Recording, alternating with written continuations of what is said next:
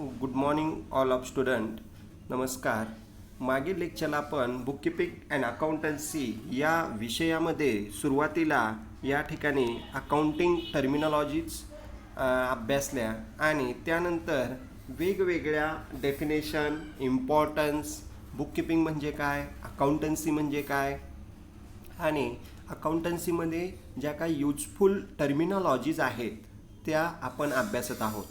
त्यामध्ये सुरुवातीला आपण गुड्स म्हणजे माल, त्यानंतर ट्रान्झॅक्शन तो म्हणजे व्यवहार, त्यानंतर आपण पुढं या ठिकाणी कॅपिटल, डिबेंचर्स आणि वेगवेगळ्या कन्सेप्ट अभ्यासल्या. मागील लेक्चरला आपण या ठिकाणी गुडविल, इंटॅन्जिबल असेट आणि त्यानंतर बाकीच्या ज्या काही असेट्स आहेत त्याही या ठिकाणी आपण अभ्यासल्या. त्यामध्ये ट्रेडिंग कन्सर्न्स, व्यापारी व्यवसाय संघटना, नॉट फॉर प्रॉफिट कन्सर्न्स ज्यांचा उद्देश हा नफा मिळवणे नसतो, सेवाभावी संस्था या मागील लेक्चरला अभ्यासल्या. आता आपण विद्यार्थी मित्रांनो पुढील काही वेगवेगळ्या अकाउंटिंग टर्मिनॉलॉजीज आहेत त्या आपण अभ्यासणार आहोत.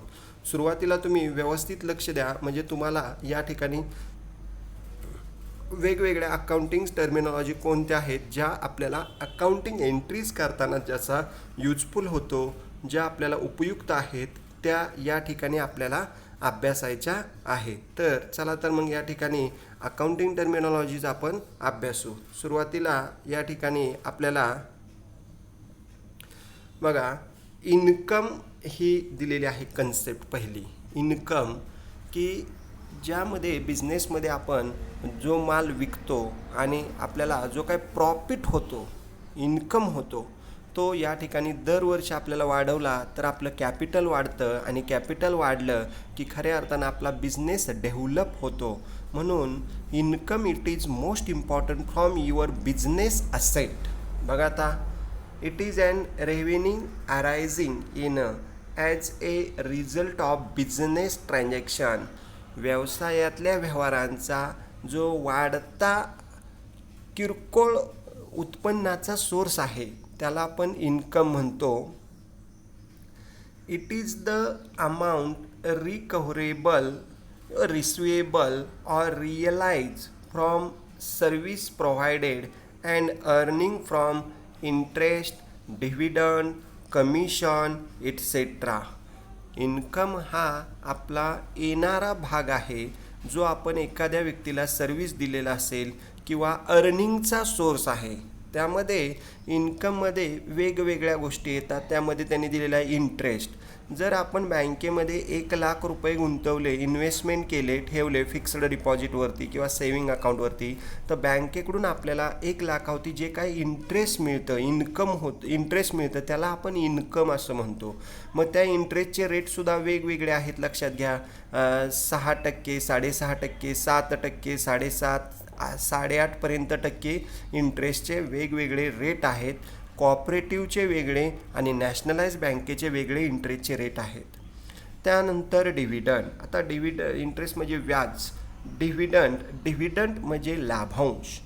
आपण एखाद्या कारखान्याचे, कंपनीचे शेअर्स खरेदी केले असतील तर दरवर्षीच्या नफ्यामधून जो काय आपल्याला कंपनीला दरवर्षी नफा होईल त्यामधून कंपनी सर्व सभासदांना या ठिकाणी डिव्हिडंड देते, लाभांश देते. तोही आपला एक प्रकारचा इन्कमच आहे. त्यानंतर कमिशन. आता कमिशन लक्षात घ्या, आपण एखादं या ठिकाणी सर्व्हिस प्रोव्हाइड केली किंवा एखादं काम केलं की एका व्यक्तीकडून दुसऱ्या व्यक्तीला जी रक्कम मिळते त्याला म्हणायचं कमिशन. आता मार्केटमध्ये बरेच बिझनेस हे कमिशन बेसिसवरती केले जातात. लक्षात घ्या की या ठिकाणी कमिशन मिळतं. समजा एखाद्या व्यक्तीने मालाची विक्री केली तर त्याच्या बदल्यात त्याला कमिशन मिळतं.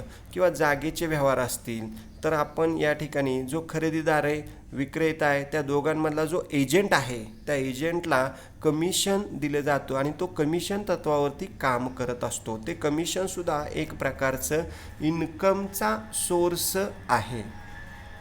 आता त्यानंतर म्हणजे मागच्या लेक्चरला आपण प्रॉफिट आणि लॉस अभ्यासला, आता इन्कम अभ्यासला आणि त्यानंतर रेव्हेन्यू म्हणजे किरकोळ. लक्षात घ्या रेव्हेन्यू इन्कम आणि कॅपिटल इन्कम अशा दोन प्रकारचे इन्कमचे सोर्स आहेत. आता रेव्हेन्यूमध्ये बघा, it is income that a business has from its normal business activities, usually from the sale of goods and services to the customer. म्हणजे रेव्हेन्यू इन्कम हा रेग्युलर बिझनेसमधून मिळणारा जो काय इन्कम आहे त्याला म्हणायचं रेव्हेन्यू इन्कम, की जो मालाची विक्री केल्यानंतर किंवा ग्राहकाला सेवा पुरवल्यानंतर मिळतो त्याला म्हणायचं रेव्हेन्यू इन्कम. पण कॅपिटल इन्कम म्हणजे कोणता, की एखाद्या ॲसेट आपण कधीतरी विकतो आणि त्यामधून झालेला इन्कम त्याला म्हणायचं कॅपिटल इन्कम. आणि रेव्हेन्यू इन्कम म्हणजे रोजच्या खरेदी विक्रीच्या व्यवहारातून मिळणारं उत्पन्न त्याला म्हणायचं रेव्हेन्यू इन्कम. म्हणजे किरकोळ स्वरूपाचं उत्पन्न जे रोजच मिळत राहतं त्याला म्हणायचं रेव्हेन्यू, आणि जे कधीतरी मिळतं, अचानक मिळतं त्याला म्हणायचं कॅपिटल इन्कम. तर हे झाले इन्कममधले. त्यानंतर आता पुढच्या accounting terminologies it is most important. बघा त्यामध्ये या ठिकाणी assets, assets it is and business assets. लक्षात घ्या, बिझनेसची प्रॉपर्टी त्याला आपण म्हणतो असेट्स. मग ह्या असेटमध्ये या ठिकाणी वेगवेगळ्या प्रकारच्या असेट आपल्याला बिझनेसमध्ये अभ्यासायच्या आहेत आणि या असेटसुद्धा खूप महत्त्वाच्या आहेत. लक्षात घ्या. किंवा मालक या ठिकाणी बिझनेस सुरू करत असताना owner purchase land, machinery, building, furniture, it is called as and assets. म्हणजे या असेट आहेत त्या आपल्या लाँग लाईफ आपण वापरतो, एकदाच खरेदी करतो, लाँग लाईफ वापरतो, त्यांना म्हणायचं असेट्स. म्हणजे व्यक्ती या ठिकाणी व्यवसाय सुरू करत असताना जागा खरेदी करतो किंवा या ठिकाणी इमारत खरेदी करतो, एखादं गाळा खरेदी करतो, त्याला त्याचबरोबर या ठिकाणी त्यामध्ये फर्निचर, त्याचबरोबर वेगवेगळ्या मशिनरी घेतो की एकदाच घेतो आणि लाँग लाईफ वापरतो. त्या झाल्या बिझनेसच्या असेट, की त्या असेट वापरून तो इन्कम मिळवत असतो, त्याला म्हणायचं बिझनेस असेट्स. आणि खराब झाल्यानंतर त्या असेट तो रिसेल करतो, स्क्रॅप झाल्यानंतर त्या असेट रिसेल करतो आणि परत नवीन असेट खरेदी करतो, त्या झाल्या बिझनेस असेट्स. जर असेट्स या ठिकाणी बिझनेस करायचा असेल तर असेट्स या घ्याव्याच लागतात, परचेस कराव्या लागतात, त्याचा यूज करून आपला बिझनेस खऱ्या अर्थानं आपण डेव्हलप करत असतो. बघा, assets any physical thing or right owned that has a monetary value, it is called as an assets. की ज्या वस्तूला आपण फिजिकली टच करू शकतो, ज्या वस्तूला मालाला आपण टच करू शकतो किंवा ज्याच्यावरती आपला हक्क आहे, अशा पैसे देऊन खरेदी केलेली जे काय मालमत्ता आहे त्याला आपण असेट्स असं म्हणतो. म्हणजे बिल्डिंगला आपण हात लावू शकतोय, जागेला हात लावू शकतोय, मशिनरीला हात लावू शकतोय, फर्निचरला हात लावू शकतोय, कॉम्प्युटरला हात लावू शकतोय, ह्या आपल्या असेट्स आहेत. लक्षात घ्या. The ownership of the assets must be with the business unit. म्हणजे या असेट आपण फक्त व्यवसायासाठीच खरेदी केलेल्या असणं अपेक्षित आहे. घरी जर एखादी मालमत्ता घेतली तर ती घरची असेट झाली, बिझनेस असेट नाही. त्यामुळं आपण या ठिकाणी बिझनेससाठी लागणाऱ्या ज्या काही मालमत्ता आहेत त्या खरेदी करत असताना बिझनेस युनिटसाठी जर खरेदी केल्या तर त्याची मालकी ही बिझनेस असेट्स म्हणून आपण नोंदवत असतो आणि या असेट आपण बॅलन्स शीटच्या असेट साईडला दाखवत असतो, की ज्या असेट आपण सुरुवातीच्या भांडवलामधून असेट्स परचेस करतो त्याचा वापर आपल्या बिझनेससाठी करतो आणि खऱ्या अर्थानं या बिझनेस असेट्स आपल्याला लाँग लाईफ यूजफुल ठरतात आणि त्या असेटला आपण नोंदवतो. आता दॅट इज त्यांनी उदाहरण दिले लँड, जागा, जमीन, आपण या ठिकाणी ती आपले असेट आहे. Goodwill it is and intangible asset, अदृश्य मालमत्ताच आहे. त्यानंतर पेटेंट्स, ट्रेडमार्क या ठिकाणी त्यासुद्धा आपल्या असेट्सच आहेत. Copyright it is an intangible asset. त्यानंतर कॉम्प्युटर, मशिनरी, बिल्डिंग यासुद्धा आपल्या फर्निचर या आपल्या असेट्स आहेत की ज्याचा वापर आपण लाँग लाईफ करतो. इट इज अन असेट्स, त्यांना फिजिकली टच करतो, जे आपण पैसे देऊन खरेदी करत असतो त्यांना म्हणायचं असेट्स, मालमत्ता. आता पुढच्या स्लाईडवर विद्यार्थी मित्रांनो आपल्याला दिलेले आहे असेटचे सुद्धा त्यांनी आपल्याला या ठिकाणी प्रकार दिलेले आहेत. टाईप्स ऑफ असेट्स, असेटचे प्रकार बघा. टाईप्स ऑफ असेट्स त्यामध्ये ए आकडा आहे बघा, फिक्स्ड असेट किंवा त्यालाच नाव आहे नॉन करंट असेट्स. आता फिक्स्ड असेट म्हणजे कोणत्या असेट की ज्या असेट आपण एकदाच खरेदी करतो परंतु त्याचा लॉंग लाईफ बेनिफिट होतो त्यांना म्हणायचं फिक्स्ड असेट्स. की ज्या असेट्स आपण या ठिकाणी फिक्स ठेवतो, दरवर्षी त्या काय परचेस करत नाही लगेचच, त्यांना म्हणायचं फिक्स्ड असेट्स. आणि ज्याचा यूज आपल्याला लॉंग टर्मसाठी होतो, दीर्घ कालावधीसाठी होतो, त्याला म्हणायचं फिक्स्ड असेट्स. उदाहरणार्थ बिल्डिंग, रोज आपण बिल्डिंग खरेदी करणार नाही. मशिनरी, रोज नवीन मशिनरी घेणार नाही. गुडविल, इनटँजेबल असेट आहे, रोज गुडविल कोण खरेदी करणार नाही, एकदाच घेणार, लॉंग लाईफ वापरणार, त्यांना म्हणायचं फिक्स्ड असेट्स. फर्निचर, रोज कोण फर्निचर यासाठी बिझनेससाठी घेणार नाही, एकदाच फर्निचर घेणार, लॉंग लाईफ वापरणार. बघा फिक्स्ड असेट किंवा त्यांनाच नॉन करंट असेट असं म्हणतात. The assets which give long term benefit, दीर्घ कालावधीसाठी नफा मिळवून देणारे आहेत, long term benefit to the business are known as fixed assets. ज्या असेट्स आपल्याला लॉंग टर्म कालावधीसाठी आपण वापरणार आहोत, लॉंग टर्म आपल्याला त्याचा बेनिफिट होणार आहे, त्याला म्हणायचं फिक्स्ड असेट्स. उदाहरणार्थ त्यांनी दिलेलं आहे बघा, लँड अँड बिल्डिंग, याचा फायदा आपल्याला लॉंग टर्मसाठी होत आहे. प्लांट अँड मशिनरी, प्लांट म्हणजे सुटे भाग मशिनरीचे, स्पेअर पार्ट मशिनरीचे आणि मशिनरी. त्यानंतर गुडविलसुद्धा it is an intangible assets. These assets may be tangible or intangible, म्हणजे ज्या असेट्स या ठिकाणी टँजेबल म्हणजे ज्यांना आपण टच करू शकतो, बिल्डिंग, मशिनरी, फर्निचर ज्यांना टँजेबल आहेत, डोळ्याने दिसतात, त्यांना म्हणायचं टँजेबल.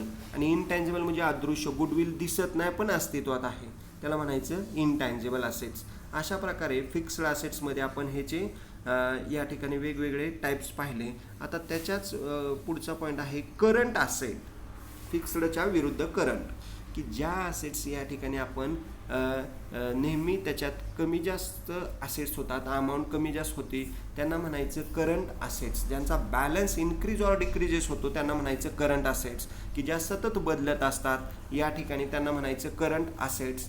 त्यामध्ये काय काय येतं लक्षात घ्या. डेटर्स, आपण एखाद्या व्यक्तीला माल विकला, या महिन्यात विकला, पुढच्या महिन्यात त्यांनी पैसे जमा केले, परत नव्याने माल विकला, परत त्यांनी म्हणजे उधारी होती, त्यांना म्हणायचं डेटर्स. की जो आपल्याकडून उधारी माल खरेदी करतो आणि नंतर आपल्याला पैसे देतो, डेटर्स. त्यानंतर बिल्स रिसिवेबल, बिलाद्वारे आपण त्याच्याकडून माल या ठिकाणी बिल त्याच्यावरती काढलं मालाची खरेदी विक्री करताना, तर ते बिल्स रिसिवेबल. त्यानंतर कॅश, आपल्या रोज पैसे आपल्या हातात या ठिकाणी कमी जास्त होतात, येतात पण आणि खर्च पण होतात, एक करंट असेट आहे. कॅश ॲट बँक, बँकेतला पण बॅलन्स आपला कमी जास्त होत असतो, आपण या ठिकाणी पैसे काढतो, खर्च करतो बिझनेससाठी, परत डिपॉझिट करत असतो, it is and current assets. आणि स्टॉक, आता स्टॉकमध्ये सुद्धा आपला हा स्टॉकसुद्धा क्लोजिंग स्टॉक असू द्या, ओपनिंग स्टॉक असू द्या, सुरुवातीचा शिल्लक माल, वर्षाच्या शेवटचा क्लोजिंग स्टॉक, हा सुद्धा स्टॉकसुद्धा आपली करंट असेट आहे की जी आपली या ठिकाणी सतत बदलत असते आणि त्याचा फायदा आपल्याला करंट असेट्स म्हणून करता येतो. आता बघा current असेटमध्ये assets which are held in the business for operating year and can be converted into cash very easily are called as current assets. ज्या असेटचं या ठिकाणी एका वर्षामध्ये किंवा या ठिकाणी लगेचच आपण रोख स्वरूपात पैशामध्ये रूपांतर करू शकतो, त्या असेट्सला आपण करंट असेट्स असं म्हणतो. एखाद्या व्यक्तीला आपण उधार माल विकला, आपल्याला पैशाची जास्तच गरज आहे, आपण त्याच्याकडे 4 दिवसांनी लगेच जाऊन पैसे मागू शकतो, डेटर्स, किंवा या ठिकाणी बँकेतून पैसे काढून आणू शकतो आपल्या खात्यावरचे. त्याचबरोबर क्लोजिंग स्टॉक, पैशाची जास्तच गरज आहे, आपण माल या ठिकाणी शिल्लक माल आहे तो लगेच विकून त्याचे पैसे करू शकतो. अशा प्रकारे या करंट असेट्स इझिली कॅशमध्ये रूपांतरित होतात, त्यांना म्हणायचं करंट असेट. आता फिक्स्ड असेट काय, लगेचच आपण जागा जमीन इमारत विकणार नाही, पैशाची गरज आहे म्हणून. त्या फिक्स्ड असेट्स की ज्या लॉंग टर्म बेनिफिट देतात, आणि करंट असेट्स या लगेचच पैशामध्ये रूपांतर होतं. रेव्हेन्यू असेट आहेत, किरकोळ उत्पन्नमध्ये या ठिकाणी करंट असेट्स आपण विचारात घेतो.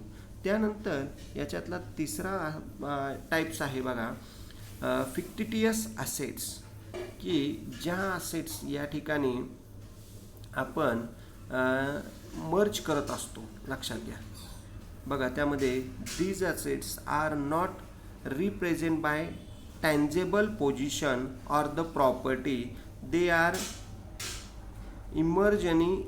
इमर्जनरी असेट्स. बघा, imaginary assets but do not have any realizable assets, that is deferred revenue. म्हणजे ज्या असेट्स या ठिकाणी आपण असेट साईडला नोंदवतो, परंतु या ठिकाणी त्या टँजेबल पोझिशनमध्ये असतात, लक्षात घ्या, किंवा प्रॉपर्टीमध्ये नसतात, टँजेबल पोझिशनमध्ये नसतात. उदाहरणार्थ कोणती, मिसलेनियस असेट्स. व्यवसाय सुरू करताना आपण समजा जे काय रजिस्ट्रेशनसाठी पैसे घालवलेले असतात, व्यवसायाची मान्यता घेण्यासाठी पैसे घालवलेले असतात, ती एक प्रकारची कॅश गेलेली असते, पण ती बिझनेससाठीच गेलेली असते, म्हणून ती फिक्टिटियस असेट्स आहे. लक्षात घ्या की जे असेट्स आपण असेट साईडला नोंदवतो आणि ती असेट्स म्हणून ट्रीट करत असतो, अशा प्रकारच्या असेट्ससुद्धा आपल्या बिझनेस असेट्स म्हणून आपण नोंदवत असतो. हे झाले असेट्समध्ये या ठिकाणी fixed assets, current assets, fictitious assets. आता या ठिकाणी त्याच्याच पुढचा पॉईंट आपल्याला अभ्यासायचा आहे, की जो या ठिकाणी उपयुक्त आहे बघा, त्याच्या विरुद्ध लॅबिलिटीज. आता लॅबिलिटीजमध्ये स्पेलिंगच बघा, LIABILITIES. लॅबिलिटीज म्हणजे देयता, देणेकरी, इतर व्यक्तींचे पैसे देणे, त्याला म्हणायचं लॅबिलिटीज. जशा आपल्या असेट्स मालमत्ता आहेत, तशाच बिझनेसच्या काही लॅबिलिटीजसुद्धा असतात, देणेकरीसुद्धा असतात. कारण बिझनेस करताना या बॅलन्स शीटला there are two sides. Balance शीटला first side it is a liability side and second side it is a asset side. Balance शीटला दोन बाजू असतात, एक म्हणजे लॅबिलिटी साईड आणि दुसरी म्हणजे असेट साईड. लॅबिलिटीला सर्व देणी असतात, त्यामध्ये बिझनेसची जी काय देणी असतील, मालकाची देणी असतील, बँकेचं लोन असेल, ते सगळं आपण लॅबिलिटी साईडला नोंदवतो. आणि ती लॅबिलिटी या ठिकाणी उदाहरणार्थ कॅपिटल, बँकेचं लोन, आपण उदार माल खरेदी केला असेल व्यापाऱ्याकडून तर त्याचे पैसे देणे असतील क्रेडिटर, किंवा बँक ओव्हरड्राफ्ट फॅसिलिटी घेतली असेल, किंवा कामगारांचा पगार द्यायचा राहिला असेल, किंवा इतर देणी द्यायचे राहिले असतील, रेंट वगैरे, इन्शुरन्स वगैरे, तर त्या सगळ्या आपल्या लॅबिलिटीज आहेत, लक्षात घ्या. आणि बिझनेसमध्ये जशा असेट्स इम्पॉर्टंट आहेत तशा लॅबिलिटी पण महत्त्वाच्या आहेत. बघा, अमाऊंट पेबल, देय by the business to other is by business to others is known as liability. व्यवसायामधली जी काय पैसे इतर व्यक्तीची देयता आहे, त्या इतर व्यक्तीच्या देयतेला लॅबिलिटी असं म्हणतात. It is a debt or amount due from the business to other for the benefit receivable by the business unit. म्हणजे आपली लॅबिलिटी ही एक प्रकारची देयता रक्कम आहे, ड्यू रक्कम आहे, आउटस्टँडिंग रक्कम आहे, की ज्याचा बिझनेस युनिटसाठी सुद्धा या ठिकाणी फायदा झालेला असतो. उदाहरणार्थ आपण बँकेचं लोन काढलं, पैसे बिझनेससाठी वापरले, नंतर ते बँकेला परत द्यायचे, परंतु आपण त्याचा वापर बेनिफिट हा बिझनेससाठी केला, बिझनेस डेव्हलप केला, आणि मग आपण त्या इतर व्यक्तींचे देणे देत असतो.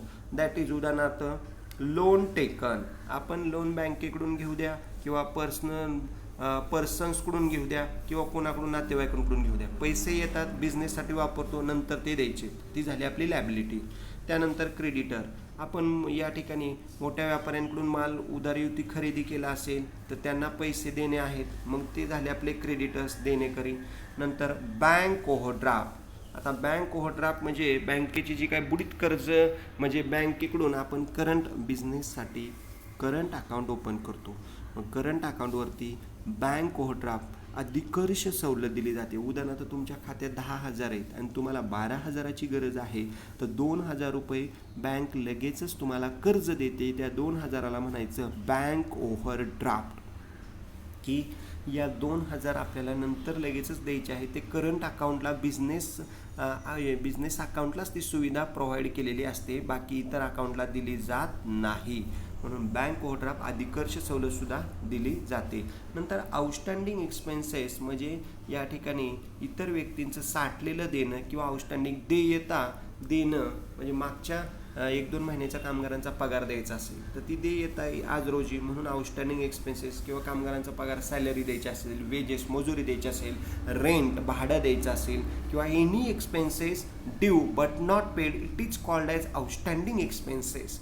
हा आउटस्टँडिंग एक्सपेंडिचरसुद्धा आपली एक प्रकारची देयताच आहे. त्यामुळं लॅबिलिटीमध्ये या वेगवेगळ्या प्रकारच्या आपण लॅबिलिटी अभ्यासलेल्या आहेत. आता पुढं या ठिकाणी टाईप्स ऑफ लॅबिलिटी, जसे आपण असेटचे टाईप्स पाहिले तसे आपल्याला या ठिकाणी लॅबिलिटीचे सुद्धा टाईप्स अभ्यासायचे आहेत. बघा, टाईप्स ऑफ लॅबिलिटीमध्ये देयतेचे प्रकारसुद्धा फिक्स्ड लॅबिलिटी, की जी लॅबिलिटी आपल्याला फिक्स लॉंग टर्मसाठी असते, द्यावीच लागते, त्याला म्हणायचं फिक्स्ड लॅबिलिटी. मालकाने व्यवसायात कॅपिटल गुंतवलं, त्याचे पैसे बिझनेसला द्यावेच लागतात, कारण बिझनेस आणि मालक या कायद्याने 2 वेगवेगळ्या व्यक्ती आहेत. Business it is an artificial person, कृत्रिम व्यक्ती आहे बिझनेस, आणि मालकाचं जे काय मालकाने भांडवल गुंतवलं असेल, बिझनेस म्हणणार आहे मालकाचे 10 लाख रुपये द्यायचे, ती फिक्स्ड लायबिलिटी आहे, ते बिझनेसला द्यावेच लागतात. नंतर आपण काही तारण ठेवून लोन घेतलं असेल, जागा जमीन, तर ते पण लोन आपल्याला पेमेंट करावेच लागतं. किंवा लाँग टर्मसाठी बँकेकडून काय लोन घेतलं असेल तर ती सुद्धा फिक्स्ड लायबिलिटी आहे, की जी आपल्याला पेडच करावी लागते, तिला म्हणायचं फिक्स्ड लायबिलिटी. बघा, ऑन ऑफ द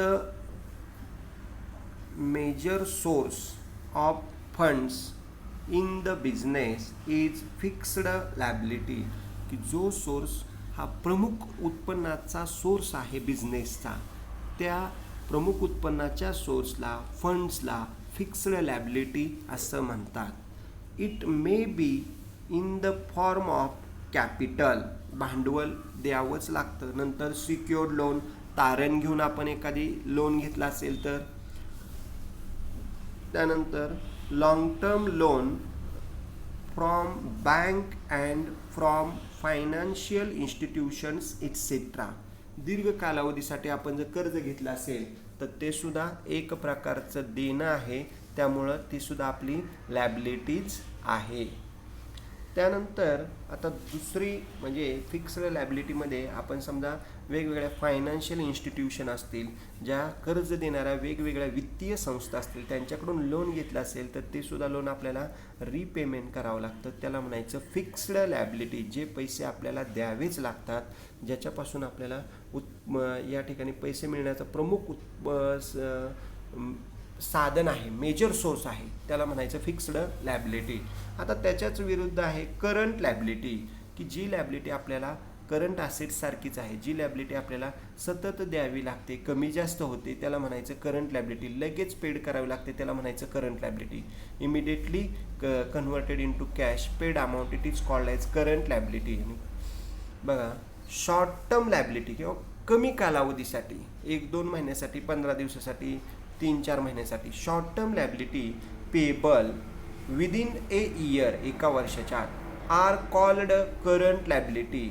म्हणजे जी लायबिलिटी एका वर्षाच्या आत आपण पेमेंट करतो त्याला म्हणायचं current liability. Short term liability it is called as current liability. Current liabilities arise in the regular current operation of the business. जी लायबिलिटी आपल्या रेग्युलर बिझनेसच्या दैनंदिन ऑपरेशन्समध्ये या ठिकाणी देयता म्हणून दाखवतो आपण, त्याला म्हणायचं current liability. These liability are not normally secured. ही लॅबिलिटी काय नॉर्मली सुरक्षित नसते, परंतु या ठिकाणी विश्वासावरती या ठिकाणी ही लॅबिलिटी निर्माण झालेली असते. उदाहरणार्थ क्रेडिटर्स. आता क्रेडिटर्स म्हणजे आपला बिझनेस बारामतीमध्ये आहे, आपण मुंबई पुणे इथून मालाची खरेदी मोठ्या प्रमाणात केली, ती उधारीवरती केली असेल तर त्या मुंबईच्या व्यापाऱ्याला पुण्याच्या व्यापाऱ्याला 5 लाख 8 लाख रुपये द्यायचे असतील तर ती झाली आपली क्रेडिटर्स देणेकरी. आपण त्यांना पैसे देणं लागतो आहे म्हणून. आणि आपण समजा तो माल त्या बारामतीतल्या ग्राहकाला किरकोळ स्वरूपात विकला 5-10 हजार रुपयाचा, तर त्यांच्याकडून पैसे येणार असतील ते झाले डेटर्स, की ज्यांना आपण उधार माल विकला आहे ते झाले डेटर्स येणेकरी. आणि आपण उधार माल आणला असेल तर ते झाले देणेकरी, म्हणजे क्रेडिटर्स धनको आणि ऋणको अशा या कन्सेप्ट आहेत. त्यानंतर बिल्स पेबल. बिलाद्वारे सुद्धा व्यापाऱ्यांना पैसे द्यायचे असतील तर ते सुद्धा झाली करंट लॅबिलिटी. आणि आउटस्टँडिंग एक्सपेन्सेस जे काय इतर देयता असतील ड्यू असतील तर त्यासुद्धा करंट लॅबिलिटीमध्ये येतात, की ज्या एका वर्षाच्या आत आपल्याला पेड कराव्या लागतात, ज्याचा यूज आपल्याला 1 इयरसाठी केला जातो. ठीक आहे, या झाल्या आपल्या टाईप्स ऑफ लॅबिलिटीमध्ये फिक्स्ड लॅबिलिटी आणि करंट लॅबिलिटी. त्यानंतर आता पुढचा एक भाग या ठिकाणी तोही एक महत्त्वाचा आहे, की अकाउंटिंग टर्मिनॉलॉजीमधला net worth or owners equity or capital. म्हणजे मालकाने जे काय व्यवसायात पैसे गुंतवले असतील त्याला म्हणायचं कॅपिटल किंवा भांडवल किंवा ओनर्स इक्विटी, मालकाची स्वतःची गुंतवणूक. ते सुद्धा या ठिकाणी आपल्याला अभ्यासायचे आहे. कारण कोणताही बिझनेस सुरू करायचा असेल तर तिथं कॅपिटल महत्त्वाचं आहे. आणि जर कॅपिटल नसेल तर बिझनेस स्टार्ट करताना बऱ्याच अडचणी येतात, बिझनेस स्टार्ट होऊ शकत नाही. त्यामुळं कॅपिटल थोड्याफार प्रमाणावरसुद्धा या ठिकाणी ओनरचं असणं गरजेचं आहे. की कॅपिटल आपण गुंतवलं, एखादा व्यवसाय सुरू करायचा असेल, उदाहरणार्थ स्टेशनरीचं दुकान चालू करायचं असेल तिथं कॅपिटल लागणार आहे. त्याचबरोबर या ठिकाणी वेगवेगळ्या गाड्यांचे शोरूम्स आपल्याला सुरू करायचे असेल तिथं कॅपिटल लागणार आहे. एखादी बिल्डिंग बांधायची असेल तर तिथंसुद्धा कॅपिटल लागणार आहे. म्हणजे भांडवली गुंतवणूक महत्त्वाची आहे, तरच आपल्याला खऱ्या अर्थानं बिझनेस डेव्हलप करता येतो. त्यामुळं कॅपिटल हे भांडवल असणं आवश्यक आहे.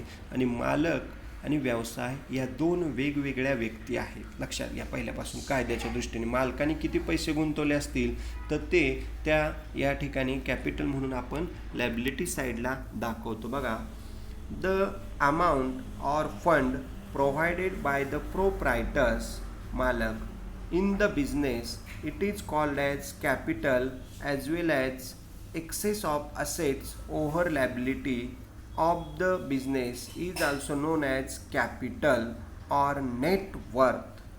मालकाने व्यवसायात जेवढे काही गुंतवणूक केलेली आहे, इन्व्हेस्टमेंट केलेली आहे, त्या इन्व्हेस्टमेंटला कॅपिटल असं म्हणतात. किंवा असेट्स या लॅबिलिटीपेक्षा जास्त असतील तर त्यालासुद्धा आपण कॅपिटल असं म्हणतो. नेटवर्थ इन्क्लूड्स, नेटवर्थमध्ये इन्क्लूड्स कॅपिटल अँड रिझर्व. निव्वळ या ठिकाणी नेटवर्थ निव्वळ किंमत काढत असताना, नेट अमाऊंट काढत असताना कॅपिटल आणि सगळे रिझर्व म्हणजे जनरल रिझर्व फंड, या ठिकाणी सगळे जे काय राखीव निधीमधले पैसे असतील आणि भांडवल असतील ते नेटवर्थमध्ये इन्क्लूड केलं जातं, समाविष्ट केलं जातं. लक्षात घ्या, capital can be in the form of cash or kind. भांडवल हे रोख स्वरूपात आणलं जातं किंवा वस्तूच्या स्वरूपात आणलं जातं. गुड्समध्ये काइंड्समध्ये आणलं जातं. भांडवल आणताना रोख पैसे देऊन घेऊन आणलं जातं किंवा वस्तूच्या स्वरूपात सुद्धा भांडवल आणलं जातं, की ज्याचा वापर आपल्याला कॅपिटल म्हणून व्यवसायामध्ये करता येतो. उदाहरणार्थ नवीन व्यवसाय सुरू करायचा असेल, आपण घरून पैसे आणले असतील स्वतःचे, ते झालं कॅपिटल. पण वस्तू जर उपलब्ध केल्या, आपण वस्तू पुरवल्याने व्यवसाय चालू केला तर ते पण एक प्रकारचं कॅपिटलच आहे. त्यानंतर बघा, नेटवर्थ त्याचा फॉर्म्युला दिलेला आहे. बघा पुढं, net worth is equal to owners equity is equal to capital. म्हणजे नेटवर्थ निव्वळ जी काय रक्कम आहे आपली ती काढत असताना ओनरची इक्विटी, मालकाची एकूण गुंतवणूक किंवा त्यालाच आपण म्हणतो कॅपिटल, ते इज इक्वल टू तिन्ही असते, त्याचा अर्थ एकच आहे भांडवल. ऑर किंवा ओनर्स इक्विटी म्हणजे capital is equal to total equity, म्हणजे टोटल ॲसेट्स आपल्या काय ज्या काय व्यवसायामध्ये गुंतवलेले असतील. म्हणजे 5 लाख रुपये भांडवल आणलं आपण, त्यातनं 3 लाख रुपयाच्या ॲसेट परचेस केल्या असतील आणि या ठिकाणी 2 लाख रुपये आपण इतर व्यवसायाच्या बिझनेससाठी वापरणार असोल तर या ठिकाणी कॅपिटल इज इक्वल टू बघा टोटल इक्विटी किंवा असेट्स वजा क्रेडिटर्स इक्विटी किंवा लॅबिलिटी. म्हणजे कॅपिटल काढत असताना ॲसेट्समधनं लॅबिलिटी वजा केल्या की जो डिफरन्स मिळणार आहे त्याला म्हणायचं कॅपिटल. म्हणजे ते लक्षात घ्या का, असेट्समधनं लॅबिलिटी वजा केल्या की आपल्याला कॅपिटल मिळतं. म्हणून कॅपिटल काढत असताना assets minus liability is equal to capital किंवा capital is equal to assets minus liability. अशा प्रकारे आपल्याला बिझनेसमध्ये या ठिकाणी मालकाने भांडवली गुंतवणूक करत असताना ती रोख स्वरूपात केलेली असेल किंवा वस्तूच्या स्वरूपात केली असेल तर त्या दोन्हीही खूप महत्त्वाच्या आहेत. आणि लॅबिलिटी साईडला आपण हे कॅपिटल नोंदवत असतो आणि मालकाला ते पैसे भविष्यात आपल्याला द्यावेच लागतात. म्हणून बिझनेस ते एक प्रकारची बिझनेसची ती लॅबिलिटी आहे. म्हणून या ठिकाणी कॅपिटल हा आपण लॅबिलिटी साईडला नोंदवतो. अशा प्रकारे विद्यार्थी मित्रांनो आज आपण वेगवेगळ्या अकाउंटिंग टर्मिनॉलॉजीज अभ्यासल्या. त्यामध्ये बघा परत एकदा इन्कम, बिझनेस इन्कम आहे तेही या ठिकाणी अभ्यासलं. त्यानंतर रेव्हेन्यू, किरकोळ उत्पन्न आहे ते पण अभ्यासलं. त्यानंतर या ठिकाणी महत्त्वाचा भाग अकाउंटिंग दृष्ट्या तुम्ही आज अभ्यासला की असेट्स म्हणजे जे आपल्या मालमत्ता आहेत, गुंतवणूक आहे, जे आपले प्रॉपर्टी आहे, जे आपण लॉंग लाईफ वापरतो, ज्यांना टच करता येतं त्यांना असेट्स असं म्हणतो. त्या असेट्स साईडला आपण नोंदवतो. त्यानंतर लॅबिलिटी, पण असेट्सचे पण त्या ठिकाणी आपल्याला प्रकार अभ्यासायचे आहेत. आता टाईप्स ऑफ असेट्स, वेगवेगळ्या असेटचे प्रकार आहेत. त्यामध्ये फिक्स्ड असेट्स, करंट असेट्स आणि फिक्टिटियस असेट्स की ज्या आपण लॉंग लाईफसाठी वापरतो, बिझनेससाठी वापरतो, त्याला म्हणायचं असेट्स. त्यानंतर लॅबिलिटीज म्हणजे देयता, जे आपण इतर व्यक्तींची देणे देत असतो, या ठिकाणी लोन्स वगैरे टेकन केलेलं असतं त्यांना म्हणतो आपण लॅबिलिटी. ज्या या ठिकाणी लॉंग टर्मसाठी आपण या ठिकाणी बिझनेससाठी उपयुक्त आहेत त्याला म्हणतो आपण लॅबिलिटी. ज्याचे पैसे आपण बिझनेससाठी वापरतो परंतु भविष्यात त्याचे पैसे द्यावे लागतात. आणि त्यानंतर सगळ्यात शेवटी या ठिकाणी आता टाईप्स ऑफ लॅबिलिटी पण आपण अभ्यासलं. त्यामध्ये फिक्स्ड लॅबिलिटी ज्या या ठिकाणी सिक्युअर लॅबिलिटी किंवा कॅपिटल लॉंग पिरियडसाठी असतात त्यांना म्हणतो फिक्स्ड लॅबिलिटी. आणि करंट लॅबिलिटी म्हणजे 1 वर्षाच्या आत आपल्याला पेमेंट करावंच लागतं त्याला म्हणायचं रेग्युलर लॅबिलिटी किंवा करंट लॅबिलिटी असं म्हणतो. त्यामध्ये क्रेडिटर, बिल्स पेबल हे आपण घेतो. आणि सगळ्यात शेवटी या ठिकाणी अकाउंटिंग टर्मिनॉलॉजीमधला हा एक भाग आपण पाहिला की नेटवर्थ, ओनर्स इक्विटी किंवा कॅपिटल. म्हणजे कॅपिटल काढत असताना असेट्समधनं लॅबिलिटी वजा केल्या की कॅपिटल मिळतं. हे कॅपिटल मालकाची गुंतवणूक असते जी लाँग लाईफसाठी आपण बिझनेसमध्ये वापरतो. एक प्रकारचा फंड, पैसे मिळणारा एक मेजर सोर्स असतो त्याला आपण कॅपिटल, भांडवल असं म्हणतो. अशा प्रकारे आज आपण अकाउंटमधल्या वेगवेगळ्या टर्मिनॉलॉजीज अभ्यासल्या. आता तुम्ही विद्यार्थी मित्रांनो काय करायचे लक्षात घ्या की सुरुवातीला या ठिकाणी तुम्ही या असेट्स आणि ज्या काय लॅबिलिटी आहेत त्या व्यवस्थित समजून घ्यायच्या आहेत. कोणत्याही एखाद्या बिझनेसमध्ये किंवा तुमच्या घरामध्ये सुद्धा बघा तुम्हाला वेगवेगळ्या असेट्स तुमच्या दिसणार आहेत त्या बघा आणि वेगवेगळ्या लॅबिलिटीसुद्धा तुमच्या लक्षात येणार आहे. मग आपल्याला बिझनेसच्या अकाउंटिंग एंट्र्या करत असताना असं वर्गीकरण करायचं आहे की असेट्स कोणत्या, लॅबिलिटी कोणत्या, करंट असेट्स कोणत्या, करंट लॅबिलिटी कोणत्या, या ओळखल्या की मग तुम्हाला या ठिकाणी अकाउंटिंगदृष्ट्या त्याची एंट्री कशी करायची, त्याचं रेकॉर्डिंग कसं करायचं, ते कसं लिहायचं, पोस्टिंग कसं करायचं हे आपल्याला अकाउंटमध्ये शिकायचं आहे. त्यासाठी या बेसिक गोष्टी तुम्हाला माहीत असणं अपेक्षित आहे. त्यामुळं या खऱ्या अर्थानं ज्या काय असेट्स आहेत, लायबिलिटीज आहेत, त्या आपण अभ्यासलेल्या आहेत. आता तुम्ही या व्यवस्थित या ठिकाणी तुमच्या नोटबुकमध्ये लिहा, जेणेकरून तुम्हाला ते राईट डाऊन करा, जेणेकरून तुम्हाला काही अडचणी असतील, ज्या त्यावेळी मी शब्दांचे अर्थ सांगत आहे ते अर्थसुद्धा लिहून घ्या, म्हणजे त्या ठिकाणी तुम्हाला ते व्यवस्थित लक्षात येतील आणि पुढं प्रॉब्लेम सोडवताना हेच आपल्याला उपयुक्त ठरणार आहेत. या बेसिक टर्मिनॉलॉजीचाच वापर करायचा आहे. त्यामुळं हा बेसिक भागच पक्का झाला की तुम्हाला खऱ्या अर्थानं पुढचा भाग अतिशय सोपा जाणार आहे.